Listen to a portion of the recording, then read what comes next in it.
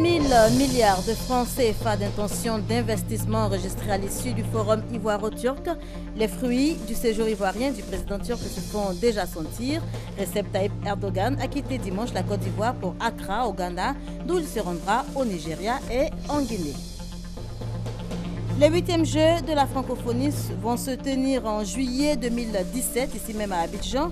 À environ 1 an et demi de l'événement, les préparatifs vont bon train. Le Comité international des Jeux de la francophonie est en mission dans la capitale économique ivoirienne. Et puis aux États-Unis, c'est la dernière ligne droite dans la course à la présidentielle. Plus d'une dizaine d'États votent aujourd'hui pour les primaires. C'est la plus grande étape dans cette course. Il s'agit des super mardi. Voilà pour les titres. Madame, Monsieur, bonsoir et bienvenue dans votre édition. Je vous le disais tantôt, 30 000 milliards de francs CFA d'intention d'investissement enregistrés à l'issue du forum ivoiro-turc. Les fruits du séjour ivoirien du président turc se font déjà sentir donc. Recep Tayyip Erdogan a quitté dimanche la Côte d'Ivoire pour Accra, au Ghana, d'où il se rendra au Nigeria et en Guinée. Notez que cette tournée africaine est placée sous le signe de l'économie et des investissements. On en parle avec Mamadou Traoré et Awa Touré.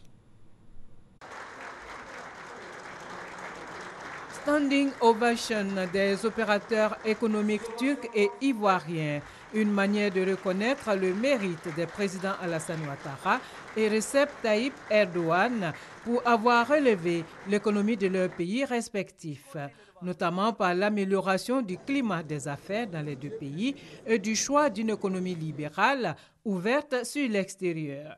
Autant de raisons qui poussent les milieux d'affaires turcs et ivoiriens à nouer des partenariats. À ce forum, ils étaient au nombre de 500, 200 venus de la Turquie et 300 côté ivoirien. À travers 7 panels, tous se sont imprégnés des opportunités d'investissement dans les deux pays. Depuis 2015, beaucoup de projets turcs sont en réalisation en Côte d'Ivoire, notamment dans l'industrie de la cimenterie carrière, des bâtiments et des travaux publics. Le Conseil d'affaires ivoiro-turc a une forte partition à jouer dans le renforcement des relations économiques entre les deux pays. Signe de l'intérêt des patrons turcs pour le marché ivoirien, ce forum a enregistré 424 rencontres d'affaires lors desquelles des partenariats ont été initiés. Les secteurs concernés sont l'agro-industrie, les finances, le bâtiment, les travaux publics, l'énergie ou encore le pétrole. Au nom des deux présidents, le Premier ministre Daniel Kablan-Duncan s'est réjoui des retombées prometteuses de ce forum qui vise à consolider les relations économiques entre la Côte d'Ivoire et la Turquie. Excellence, Monsieur le Président de la République turque, votre présence très auguste et distinguée parmi nous aujourd'hui est le signe de votre volonté de renforcer et de pérenniser le dynamisme de la coopération ivoiro-turque. Le gouvernement ivoirien en est particulièrement honoré. Grand merci, Excellence, Monsieur le Président de la République turque. Toutes les mesures nécessaires seront prises pour assurer la mise en œuvre diligente des partenariats publics-privés identifiés ou qui s'exprimeront à la suite de ce forum. Notons que sur la période 2014-2015, les échanges entre la Côte d'Ivoire et la Turquie sont passés de 13 à 31 milliards de francs CFA, chiffre que les deux parties ambitionnent de porter à 1 milliard de dollars, soit environ 550 milliards de francs CFA d'ici à 2020. Et avant son départ, le président turc a été fait citoyen d'honneur de la ville d'Abidjan.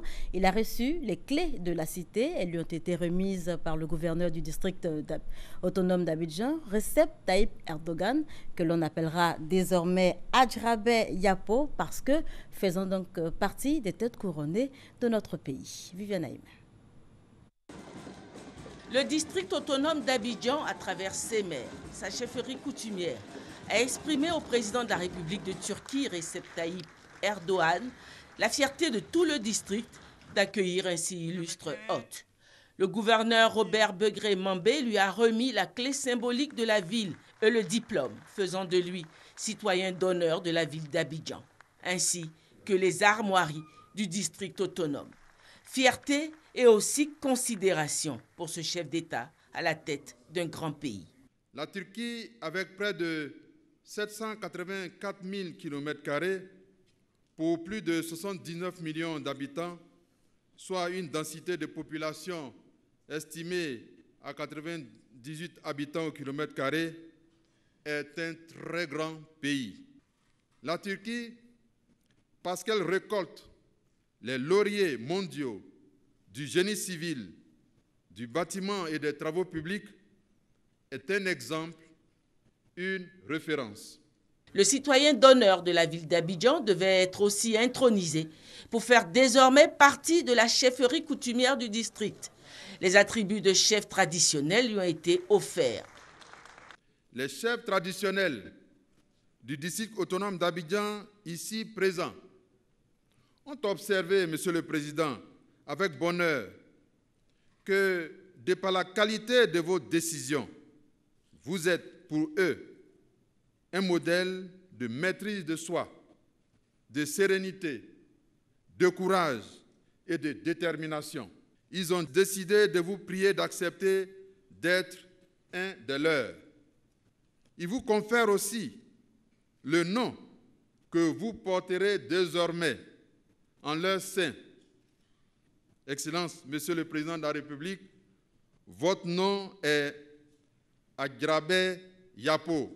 Adrabé, en pays Akan, peuple autochtone du district autonome d'Abidjan, symbolise le courage, la force de caractère, la témérité sage et raisonnée. Et le nom Yapo symbolise le courage, la témérité dans les moments difficiles pour vaincre l'adversité. Des présents ont été aussi offerts à l'intention de l'épouse du chef de l'État turc, qui a été également baptisée du nom d'Adrabé Bié. Le gouverneur Begré Mambé a émis le souhait d'un jumelage entre Abidjan et Ankara, la capitale de la Turquie, et Istanbul, la deuxième ville de ce pays. À son tour, le président turc Recep Tayyip Erdogan a offert un cadeau de valeur, une assiette faite en céramique ancienne turque. J'ai le plaisir, a-t-il dit, d'être le premier chef d'État turc à visiter la Côte d'Ivoire. Même si nous sommes à des milliers de kilomètres, nous partageons des valeurs communes, a-t-il ajouté. À la fin de la cérémonie, le président Recep Tayyip Erdogan a signé le livre d'or du district d'Abidjan. Faire passer le volume d'échange entre les deux pays de 150 milliards à 500 milliards de francs CFA d'ici à 2020, c'est l'objectif que se sont fixés les chefs d'État ivoiriens et turcs en matière, donc, vous l'avez compris, de volume d'échange. Eh bien, pour réussir le pari, le Premier ministre Daniel Kablan-Duncan a reçu lundi dernier un groupe d'affaires turcs. C'était à l'hôtel Ivoire d'Abidjan, Sofitel l'hôtel Ivoire donc, et on en parle avec Christelle Menin. Près de 200 hommes d'affaires turcs dans le sillage de Recep Tayyip Erdogan, dernièrement visite officielle de 48 heures en Côte d'Ivoire. Avec le Premier ministre Daniel Kablan-Duncan et d'autres membres du gouvernement, les Turcs ont parlé infrastructure, logement, tourisme et énergie. Vous avez indiqué que nous avions 2000 MW installés actuellement, que le président nous a demandé de passer à 4000 MW, donc de doubler d'ici 2020. Et ils sont intéressés, certains proposent donc des centrales thermiques au charbon, d'autres disons que des centrales hydroélectriques, d'autres des centrales au gaz. Donc il doit déposer ces différents dossiers pour que nous puissions les examiner. Les échanges commerciaux entre la Côte d'Ivoire et la Turquie s'élèvent aujourd'hui à 160 milliards de francs CFA. Les deux chefs d'État sont convenus d'un objectif, 500 milliards de francs CFA d'ici 2020. Quand les présidents fixent un objectif, il faut fixer plus haut pour au moins atteindre ce qu'ils ont fixé. J'ai dit au lieu d'aller à 2 milliards de dollars, à 1 milliard de dollars, il faut aller à 2 milliards de dollars. Je crois qu'on est tous tombés d'accord à ce niveau et nous allons aller donc de l'avant pour essayer de faire en sorte que ces échanges-là se renforcent. Ils ont des sociétés de qualité internationale et nous devons faire en sorte que la Côte d'Ivoire tire grand profit donc de leur expertise. Une expertise connue dans les agro-industries, le bâtiment, les travaux publics, l'industrie extractive où exercent déjà une vingtaine d'entreprises turques. Voilà, reportage signé Ben Touré et Christelle Menin.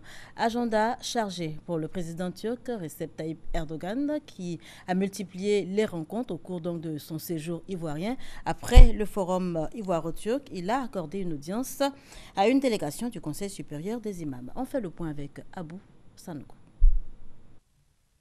Sur l'agenda du président de la République de Turquie, Recep Tayyip Erdogan, une rencontre avec des dignitaires religieux musulmans, membres du Conseil supérieur des imams conduit par le cheikh Aïma Bouakari Fofana.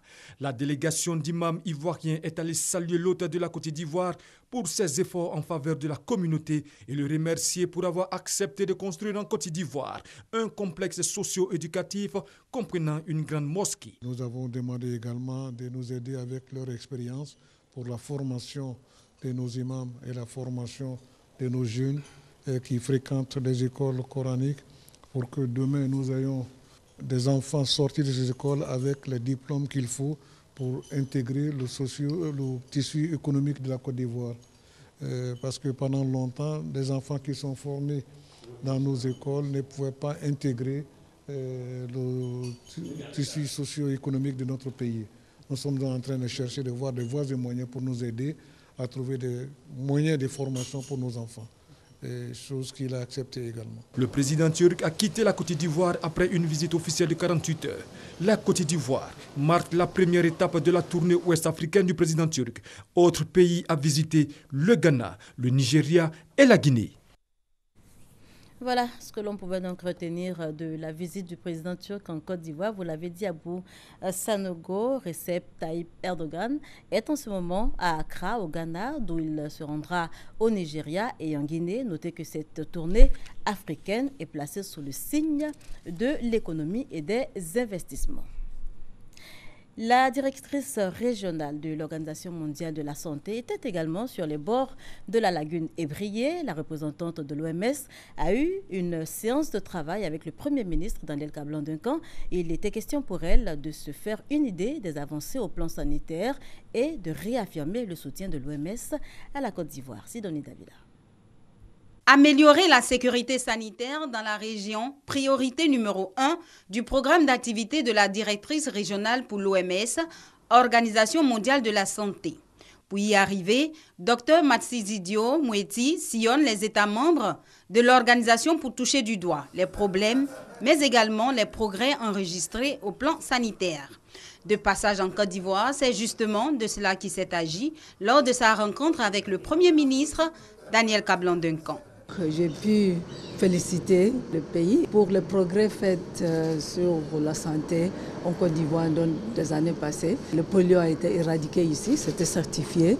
Le ver de Guinée et le tétanos maternel néonatal ont été éliminés. Et je crois que de manière générale, la santé de la population est en train d'être améliorée. Il y a quelques maladies émergentes, les maladies non transmissibles comme le diabète, le cancer, qui sont les priorités sur lesquelles nous allons travailler avec la Côte d'Ivoire. Dr Moeti a réitéré l'engagement et la détermination de l'OMS à travailler avec les gouvernements des pays membres pour assurer la sécurité sanitaire en Afrique. Le programme que vient de citer Dr Moeti est un programme qui coïncide tout à fait avec nos priorités que nous avons bien sûr données à nous bien sûr de renforcer ce que le gouvernement nous demande de faire, c'est-à-dire la protection de la population ivoirienne. La présence de l'OMS aux côtés de la Côte d'Ivoire est pour le gouvernement une assurance. Les 8e Jeux de la francophonie vont se tenir en juillet 2017, ici même à Abidjan, à environ 1 an et demi de l'événement. Les préparatifs vont bon train. Le Comité international des Jeux de la francophonie, en mission dans la capitale économique de la Côte d'Ivoire, vient de tenir une rencontre avec le Comité national. Il a été question, entre autres, du choix du prochain hôte de ces Jeux. Et on retrouve Sidonie Davila. Des représentants venus des 18 pays membres de la francophonie ainsi que des gouvernements membres du Conseil d'orientation du Comité international des Jeux de la francophonie devront statuer sur le futur pays hôte pour les 9e Jeux de la francophonie. 2 candidatures sont en lice pour 2021, année des prochains Jeux. Deux gouvernements du même pays, qui est le Canada. Nous avons le Canada-Québec et le Canada-Nouveau-Brunswick. Et dans les règles des Jeux de la francophonie, le pays qui doit abriter les prochains Jeux doit être désigné 5 ans à l'avance. Nous allons faire un huis clos pour désigner le pays hôte des Jeux de 2021. Mais bien avant, ces deux pays auront à se prêter à l'exercice du grand oral de présentation et de défense de leurs dossiers respectifs au cours de cette 12e réunion qui se tient en ce moment du 1er au 4 mars. À 507 jours du début officiel des Jeux de la francophonie en Côte d'Ivoire, l'état d'avancement des travaux des 8e Jeux de la francophonie rassure la communauté francophone. Les choses avancent bien, tous les chantiers sont lancés, le dossier d'organisation des Jeux de la francophonie par la Côte d'Ivoire enregistre des avancées et on les félicite pour ça. Le Premier ministre, en tant que président du comité de pilotage des 8e Jeux de la francophonie en Côte d'Ivoire, a fait un déroulé des avancées des travaux pour la réussite de cette manifestation de haute portée. Il est de notre responsabilité de rassurer la communauté francophone sur notre capacité à relever le défi en organisant avec le succès requis des Jeux de référence à tous égards. Dans ce sens, j'ai personnellement procédé le 25 février dernier au lancement officiel des travaux de rénovation et de construction de la quinzaine de sites d'hébergement, de sites culturels et sportifs devant abriter les Jeux 2017. Les délais contractuels situent la livraison des chantiers les plus longs au mois de novembre 2016, soit environ 8 mois avant le début effectif des Jeux d'Abidjan. Pour assurer un plein succès à ces 8e Jeux de la francophonie prévus du 21 au 30 juillet 2017, le Premier ministre Daniel Cablon-Duncan a également souhaité la pleine implication du secteur privé, grand moteur de la croissance ivoirienne. Comment soutenir la forte croissance économique du pays afin que les populations ivoiriennes bénéficient de ces retombées? La question a été abordée lors de la rencontre, vous le voyez en image, rencontre entre la directrice en charge de la stratégie et des opérations pour la région Afrique de la Banque mondiale et le Premier ministre Daniel Cablon-Duncan, rencontre qui s'inscrit dans le cadre du partenariat Côte d'Ivoire-Banque mondiale et qui vise à développer le secteur privé. Notez que la Banque mondiale a décidé d'épauler l'État dans ses grands projets d'infrastructure et d'énergie. La bonne gouvernance est en marche en Côte d'Ivoire. L'autorité nationale de régulation des marchés publics durcit le ton pour mettre fin à la corruption. Elle vient de sanctionner 24 entreprises pour fraude dans la passation des marchés publics. Michel Touré, Francis Boifle. Passation des marchés publics en Côte d'Ivoire. Que de rigueur et de mesures ces 2 dernières années. Nous avons rendu 139 décisions. Et dans ces décisions rendues, nous avons eu à procéder plus d'une trentaine de fois à des annulations de marché et à demander leur reprise dans le sens du droit. Et aussi examiner des dossiers d'entreprises qui se sont rendus coupables de manœuvres frauduleuses, de corruption, etc. Et à ce jour, l'ARMP exclut pour 2 ans de toute participation aux appels d'offres en Côte d'Ivoire 24 entreprises. Répondant aux préoccupations des journalistes relatives au taux significatif des passations des marchés gré à gré, le président de l'Autorité nationale de régulation des marchés publics s'est voulu explicite. On ne raisonne pas en termes de quantité, mais plutôt en termes de conditions qui prévalent à l'octroi de ces gré à gré. Par exemple, les urgences impérieuses, le cas d'unités de lieu de stockage ou d'investissement financier préalable important. L'étape de passation des marchés publics par affinité est révolue, a ajouté Koulibaly Nokarna. L'invité du 18e Press Club de l'Union nationale des journalistes de Côte d'Ivoire a annoncé que désormais toutes les structures publiques seront auditées. Et cela dans le cadre de la promotion de la bonne gouvernance. Un numéro vert 800 00 est désormais mis à la disposition des populations pour dénoncer les cas de fraude. En image, le Salon international de l'agriculture ouvert en France depuis samedi se poursuit. Demain, la Côte d'Ivoire à l'honneur. La journée de ce mercredi lui sera dédiée. Ce sera donc l'occasion pour la délégation ivoirienne à Paris de présenter les potentialités agricoles de notre pays. Et le 8 mars prochain, ce sont les femmes qui seront à l'honneur. Le monde célèbre la Journée internationale de la femme. En Côte d'Ivoire, le thème retenu pour cette célébration, autonomisation de la femme, défis et opportunités pour l'épanouissement de la famille. On en parle avec Alexis Ouedraogo. La Journée internationale de la femme, loin des célébrations fastes, c'est surtout l'occasion de faire le point des acquis en matière d'égalité du genre. En Côte d'Ivoire, les chiffres parlent d'eux-mêmes. 9 femmes au gouvernement en 2016 contre 5 femmes dans le précédent gouvernement, soit un bond de 8%. Au Conseil économique et social, les 17% de représentation féminine sont montés à 30%. Mieux, la gendarmerie a ouvert ses portes aux femmes. 36 d'entre elles y sont présentement en formation. Au niveau de l'EMPT, les petites filles sont désormais acceptées. Il y avait 20 jeunes filles qui étaient attendues, mais aujourd'hui, il y a 36 jeunes filles qui ont réussi. Dans le domaine de l'éducation, la petite fille cristallise tous les efforts.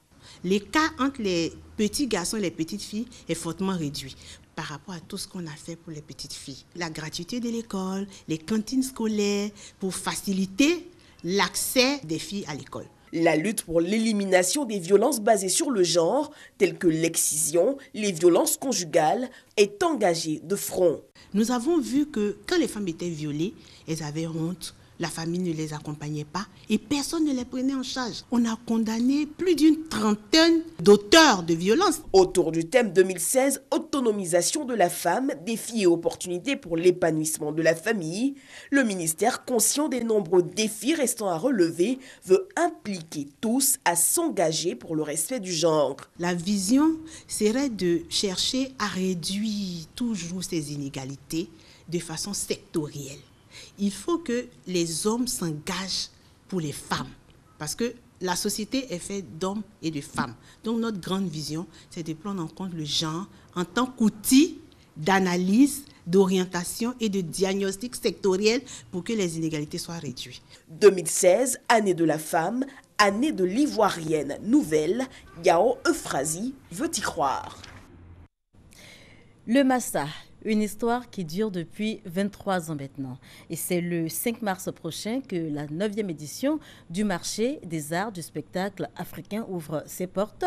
Quels sont les enjeux de cet événement culturel qui, tous les 2 ans, depuis 1993, réunit les acteurs du monde des arts vivants? Pourquoi a-t-on créé le Massa? Élément de réponse dans ce reportage de Guillaume Zéré et de Serge Collier. 23 années sont passées depuis la première édition du Massa, le marché des arts du spectacle africain. Organisée tous les 2 ans, cette plateforme d'expression et de promotion des arts vivants a résisté au temps.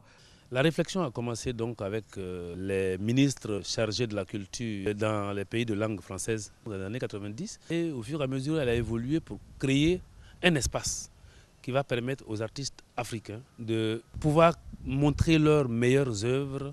Créé pour être itinérant au départ entre les pays membres de l'espace francophone, le Massa est finalement resté propriété de la Côte d'Ivoire. L'ambiance des années 90 avec les États qui s'installaient dans la démocratie, ça faisait qu'il y avait beaucoup de remue-ménage dans beaucoup de pays. Et donc avoir un pays stable à l'époque, c'était un des critères. Et comme un marché, le Massa fait vendre et acheter. Des artistes doivent aujourd'hui au Massa leur notoriété. Je pense que c'était dans les années 1995, je n'avais pas encore sorti d'album. Et avant la prestation des artistes confirmés, c'est nous qui faisions les premières parties. C'est comme ça, à Yopougon, à la place Figayo, j'ai eu mon premier producteur. Nous avons été contactés par des nationaux pour lesquels nous avons joué. À l'intérieur de la troupe, il y a Aka Simon qui joue dans presque tous les festivals africains. En 23 ans, déboires et succès ont émaillé la vie de ce grand rendez-vous. Les différentes crises que la Côte d'Ivoire a traversées l'ont énormément perturbé.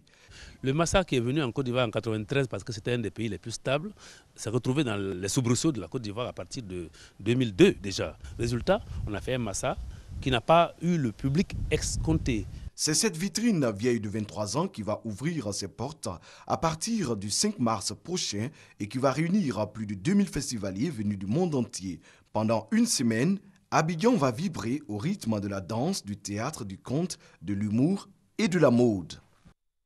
Voilà, rendez-vous a donc pris Serge Koléa pour le 5 mars prochain. Ils sont 33 à s'affronter dans la campagne présidentielle au Bénin, 33 au nombre desquels Abdoulaye Bio et Lionel Zensou. Gabriel Zani, notre envoyé spécial à Cotonou au Bénin, a rencontré pour vous ces deux derniers et lui ont livré leur projet de société. À Cotonou, la grande ville économique du Bénin, et comme dans toutes les autres localités du pays, plus de 4 millions d'électeurs auront à choisir entre 33 candidats à l'élection présidentielle du 6 mars prochain. Les meetings et les promesses de campagne se multiplient dans les grands espaces de rencontres et de rassemblements devant des électeurs pour lesquels presque tout est urgent. Abdoulaye Bio Tchané, l'un des candidats cités parmi les 5 favoris que compte la présidentielle béninoise, définit ses priorités. Il veut établir un nouveau contrat social avec les Béninois. Nous avons lancé il y a quelques semaines déjà ce programme national pour l'emploi qui va être mis en œuvre dès le 6 avril 2016 et qui va créer 500 000 emplois pendant le prochain quinquennat. Deuxièmement, nous envisageons de donner une très grande autonomie aux femmes dans le domaine économique et social. Cet ancien ministre des Finances du défunt président béninois Mathieu Kérékou a occupé de hautes responsabilités au Fonds monétaire international, à la Banque ouest-africaine de développement et a été un candidat malheureux au scrutin de 2011 face à Boni Yayi, l'actuel président béninois. Il met en avant ses expériences dans la gestion des affaires publiques et sa connaissance des réalités du pays, un avantage ou non, mais il a en face d'autres adversaires politiques tout aussi trempés dans la gestion des affaires politiques et financières. Parmi eux, il y a l'actuel Premier ministre Lionel Zensou. Appelé depuis juin 2015 par Boni Yayi à occuper cette fonction, il propose un Bénin gagnant. C'est un Bénin qui fait une forte croissance, mais elle est déjà forte. Sur les 6%, c'est fort. Ce n'est pas la croissance ivoirienne qui atteint 9%. Et c'est mieux si nous sommes capables, avec la même méthode, le même sérieux, le même professionnalisme, la même capacité d'attirer des investisseurs. L'emploi jeune, l'autonomisation de la femme, l'accès à l'électricité et la création d'une croissance inclusive sont autant de défis qui se profilent à l'horizon à chacun des candidats béninois. Des hommes d'affaires milliardaires comme Patrice Talon, Sébastien Ajavon, à l'avocate Marie-Élise Guédo, ils ont tous des arguments valables pour diriger le Bénin et apporter des réformes significatives à des secteurs importants. Et on termine aux États-Unis, c'est la dernière ligne droite dans la course à la présidentielle. Plus d'une dizaine d'États votent aujourd'hui pour les primaires. C'est la plus grande étape dans cette course. Le Super Tuesday, autrement dit Super Mardi, est le jour où tout peut basculer pour les candidats. Ce 1er mars, jour de vérité donc, devrait permettre de faire le tri entre les prétendants à la Maison-Blanche. Voilà qui met un terme à ce journal. Merci de nous avoir suivis. Je vous souhaite de passer une agréable nuit.